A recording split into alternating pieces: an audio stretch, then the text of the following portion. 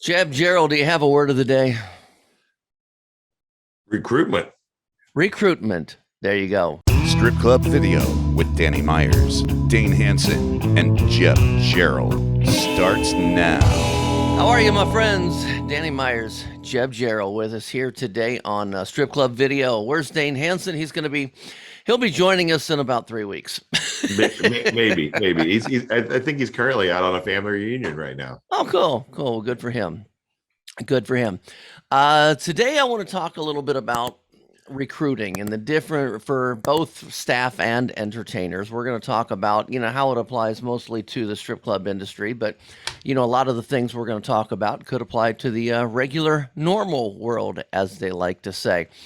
And the one thing I'm noticing, Jeb, is I think recruiting is completely different in 2022 or going into 2022 than it was 5 years ago. I think anymore, like you go to a restaurant and they're all short staffed. Everybody is short staffed. Nobody wants to work. And I'm not going to get into the whole conversation of it's because they got all that extra stimulus money and all that stuff, because that's not really, we can't fight that. We have to find out how to get around these things that are being presented. We can come up with excuses all day long, but we don't need reasons. We need results. So we're moving into 2022. One thing I am noticing is it used to be you'd place an ad for help wanted. And you'd get a whole bunch of applicants. And now I'm seeing nobody's even showing up to apply for these jobs. And I even saw a restaurant the other day took a billboard out on I-75 here in Ohio. You know what that costs?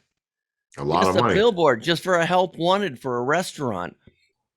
I mean, that means they're getting pretty damn desperate, if you ask me. What do you think? Are you having a hard time getting the recruits too?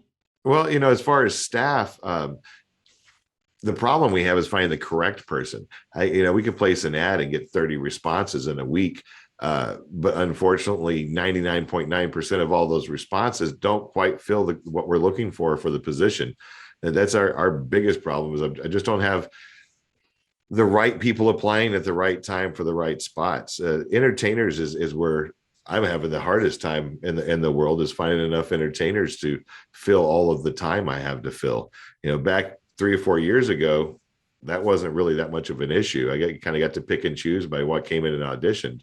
But nowadays, that the recruitment is really big, and with the unemployment and the stimulus, that is all officially ended as of now. So going forward, it's really, how can we entice and encourage people to come experience our facilities and join the team and realize what a fun working environment and the amount of money you can make in it.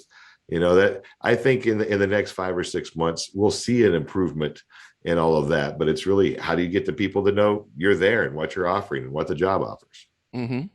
Well, some of the things that I'll bring up here is one of the first things I think that we all need to do in our clubs is you need to create a social media brand.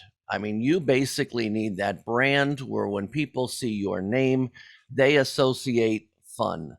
So you constantly get on social media, post pictures of your staff having fun, if you can, post pictures of your entertainers having fun, if you can.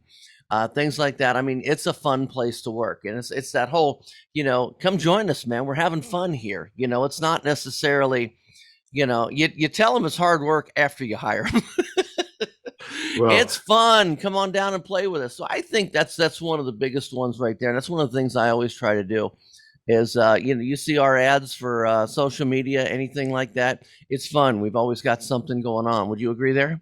I agree, and it's always a party at the Pony. We definitely promote that, in house at my own facility. So it's definitely the mentality that it's really what our industry is. We throw a party every night, so come join the party. Yeah, I love your slogan, Pony AF, Pony as Yep, fuck. Pony is I don't know fuck. who came up with that, but Jerry owes them a raise. Did you do it? Well, I think it was actually our buddy Dane. Yeah, Pony as fuck. Dane deserves a raise. I'm going He to leave won't it at watch that. the show anyway, so he won't even I'll see it. I'll support the raise as soon as he comes back on the show. Okay, we'll go with that. So yeah, you got to create this environment that you're a place that wants employees. So then I think you get down to the actual when you do get people that call. I think the application process in 2022. And I'm saying that because we're only 3-4 months away from 2022. So I'm going to go ahead and say, we're going into 2022. The application process. Remember back, it's been a long time since I've actually filled out an application. I've been pretty fortunate, but I see them, and these damn applications need to change. First name, middle name, last name. Where did you go to grade school? Where did you go to high school? What's your college? The bottom line is people are filling out applications like crazy right now. They're at home and they're typing it all out, and they like the simple ones. All your initial application really needs to be name, phone number. Do you prefer us to text or call? Well, when it comes to the job application, there's certain things that they need, but I find you can get that at the interview, though. In our industry, we almost always only accept applications when filled out in person. We don't do online. There might be some larger members in our industry that are doing online, but we actually want the face-to-face. And the filling out of the application is the very first rule, is to see if you can follow instructions. Like that's can you fill out a form correctly? That lets us know if you can follow basic instructions and commands, and also allows us to have a face-to-face conversation when you're filling it out. So, in our industry, it's more, you have to come in and do it in person. And it's the first test, how to use a pencil, it's kind of basic stuff. I find the application process is practically an interview process in our world. That's literally happening at the same time. Because we only do them in person. The interview's happening while you're filling out the application. Yeah. I'll tell you an interesting story that happened to me about, I'm guessing 5 years ago. I was out of work, and I found out, a friend of mine said we need a DJ up here. I should probably not even say the club, even though this manager is gone and everything. I'm not going to mention the club. But they said, man, come on up. We really need a DJ. Come on up. I'd like for you to meet my manager and, take a look around the club and stuff like that. So I drove 4 hours, got up there, and, the whole time I'm thinking, am I going to be wanting to move to this city? Because, you don't commute 4 hours. So I drove up there, and, they said, have a seat. And I sat down. And nothing happened. Nobody came over to me except a couple girls who wanted to get dances. But, I just sat there. And then finally, the guy who told me to come up said, okay, I'm going to take you back to meet my manager now. So we walked back there, and the manager's got a clusterfuck of papers all over his desk, and he's your typical scatterbrained manager. And he's like, oh, yeah. Okay, you want to be a DJ, huh? I'm like, okay. Yeah, okay. Well, just do me a favor. Fill out these papers. Go sit out there in the club, and I'll be out with you in just a second. Yeah, not even polite, not even anything, And so I sat out there, and I filled out the papers, and I waited probably 45 minutes. And then I looked at the guy who I knew from there, and I said, you know what? I can just tell this isn't for me. They sat there. So I think when you do have an applicant come in, you have to be respectful of their time, whether you're even doing a phone screening, a video interview, in-person interview, anything like that. You have to be respectful of their time. They have choices. People have choices, and you have to get them to pick you. And if you sit there and you let them wait out there for 30 minutes before you even call them back, I think that's there's other places that'll bring them right back. And that's really what you want. You got to convince them nowadays more than you used to. It used to be they had to convince you they're the right person for the job. And I still think that's true. But you have to also convince them that you are the place for them to come to. I think a big part of that too is going to be timing when you take those applications. For most of our industry, if you took those applications between 2:30 in the afternoon and 6:30, you probably can get people back there pretty quick to talk. But if the applicant comes in at 9:30, 10 o'clock on a Friday night, it can be hours before a manager has a moment to just focus on you. So, that depends on the time too. And I get that. So schedule your interview, call ahead and say, well, when can I come in? What manager's scheduling an interview at midnight on a Friday night? Well, you try to schedule them as much as you can, but in our industry, the amount of walk-ins, if you have an amazingly talented, obviously good-looking female come in and apply to be a waitress at 10:30 on a Friday night, you're going to try to keep her there as long as you can to get that moment to talk to her, because she may not come in Monday at 2:30 in the afternoon. Yeah. We definitely, I see people come in and apply, do the interview, get the job, get scheduled, and don't show up. Yeah. And then they come back a week later as a customer going, "Oh, you meant for me to show up this time." I've seen it, I've heard it. It's kind of interesting. So the timing of it, definitely, if you're scheduling them, please schedule them where you have time immediately to take them back there and run through it, because they planned it. But like I said, about 50% of ours are on the fly. Hey, do you have an application? Yeah, I think if that's the case, then you have to be really clear with them. Listen, it's Friday night, it's midnight. I would love to sit down and talk to you. I can give you a real brief tour. If this were in the afternoon, I'd give you the full tour and everything, but we're busy. And I think a lot of it, again, you have to prove to them that they want to come to you, because they have so many choices. There's so many places that they can go. And I'm not just talking strip clubs. I mean, you've got Amazon, you've got everything else out there. Oh, definitely. In Huntsville, we have lots of competition for employment, just because everything is moving here and opening here, from Facebook, Google, FBI. We've got everything. So they have tons of options, without a doubt. And trying to find, your most energetic, happy, engaging coworker is a bit more of a challenge in 2021, 22 than it has been. Mm-hmm.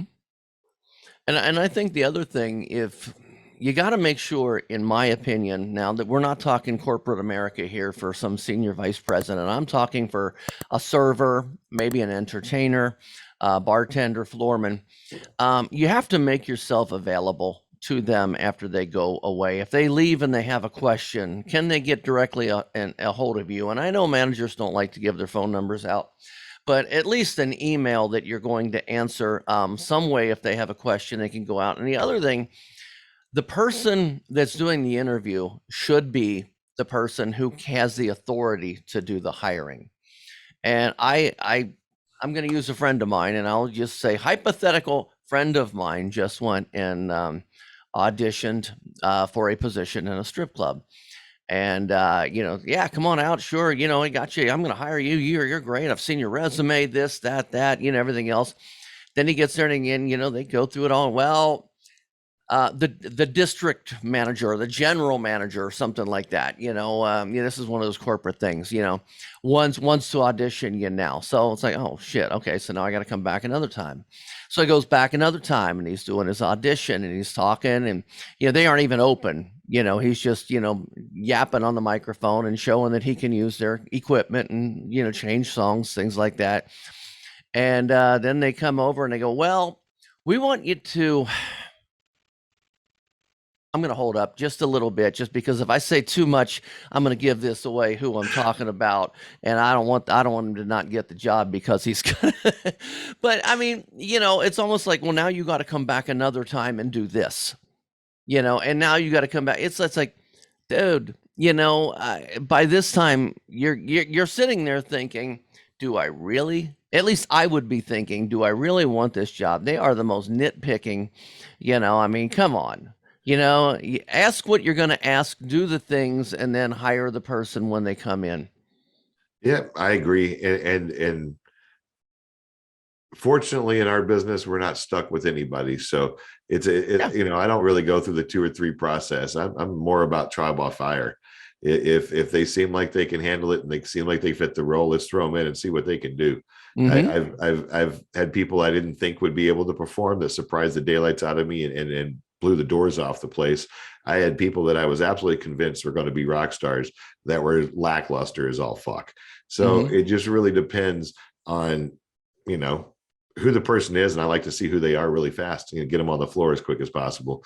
I'm one of those people that can make a decision within a few moments of engaging someone on whether or not they're going to kind of fit in the role. And then it's to figure out if they fit with the team and if they can actually perform what their duties are. It's the nice part about being in our business is we get to have fun while we do it. So it kind of, by the end of one shift, whether or not that person's going to be able to make it. You pretty much have an idea. And a lot of people have fantasy ideas about what our industry is, like it is fun. It is a party. But for most of my male coworkers, the first time they have to unclog a toilet, they've lost the the luster of what the job is. Mm-hmm. When you're taking out trash and the bag spits beer back at you and covers you in crap. There's lots of moments that it's just absolutely not glorious, but it's still one of the funnest environments I've ever had the opportunity to Yeah. work in, and people still want to do it. I got 35 applicants right now. I just wish I had 35 people that I wanted to hire. It's finding the quality of the staff member. Like I said, once again, it's the entertainers. It's the hardest part for me, and finding a good way to bring them in has been an interesting challenge in 2021. Mm-hmm. Yeah, another thing I'd like to say is if you're having a hard time getting applicants, look back at some of your past applicants that left or maybe didn't show or showed for a week or two. And the reason I say this, we are dealing with people, depending on the local laws in your area, the state laws, we're dealing with people that are 18, 19, 20, 21 years old. Okay, so we have 18s in my area. Somebody that's 18, pretty, just out of high school, everything's fun. They come in, they decide they're going to try this, and all of a sudden, fuck, this is work. Or they throw a little temper tantrum because they're used to getting their way because, back in high school, they just had to do this and get the teacher's attention. Oh, did I say that out loud? But, but what I'm saying is, young people do mature. And you might have somebody you say, man, that person really had a lot of potential if they didn't just blow up that one day over something silly. Maybe try them back 6 months later, a year later, and don't just completely say, no, I remember them. They did this, they did that. We're not bringing them back. And then they end up going to your competitor and they end up being a great employee or a great entertainer. So, don't always close the door on those people that have, done, walked out or not shown up, no call, no shows. People have a lot of crazy things going on in life, and especially the 18-year-olds, they don't really know what life is yet. They haven't had to work. So that first job, I mean, they might not have treated it as a job, but now they've learned a few times after they've been, walked out of 6 other jobs. Hey, maybe it's me. So I'm not saying bring them back. I'm saying give them a chance if there was that good employee. Yeah, I've seen a couple people make it and survive it on their second try. It does happen, and thankfully in our industry, you get a lot of second chances. Yeah. Also, people can be nervous. I mean, look at the nerves of going into a new place. I mean, you know, changing jobs is tough, and especially if you're new to the industry, changing industries is tough. You've never worked in a bar, and all of a sudden you start getting these second thoughts and you get butterflies. And 99% of the workforce now has anxiety, or at least they claim they do. It's a nerve thing for a lot of people. So you need to get them in there. And that's why I say you've got to, when they come in and you meet with them, you need to be upbeat. You need to be talking about how great this place is and how much fun it is to come along. You're selling yourself to them as much as they are selling themselves to you. So, because again, they have choices. Look at the world right now. Everybody has choices. I mean, my God, anybody wants to be a strip club DJ? There's about 500 positions all over the country right now. So, except in Huntsville, I'm full. Sorry. You finally filled, huh? We're full. My last person will make it here in a couple more weeks, and we're absolutely full. Wow. Over full. But I definitely still have openings in other ponies all over the country. There's definitely hundreds of DJ spots that can be filled in with quality people. And then that's the problem. A lot of these places, as far as DJs, you're going to go into a place that's coming off of COVID, coming off of shutdowns. It's in a rebuild position where it's not at the rock and roll status that you're hoping for. You're going to have to put some time and invest into that place and be part of the team as it builds back up.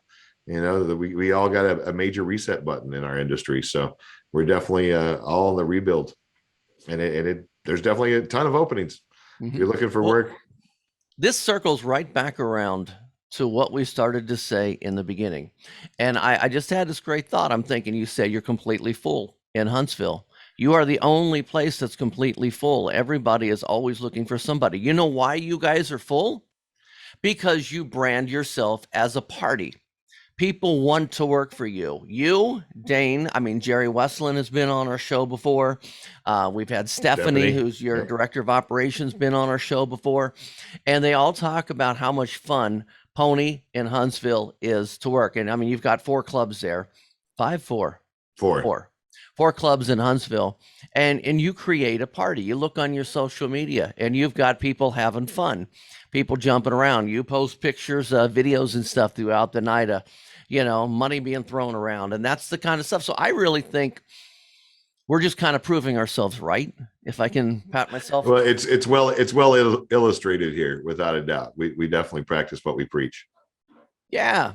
So basically the bottom line is create a party, make sure people know you're a party, treat people with respect when they come in and apply and audition, and you meet with them, and and throw out the old book that says, they are the ones that have to impress you. You actually have to impress them now too.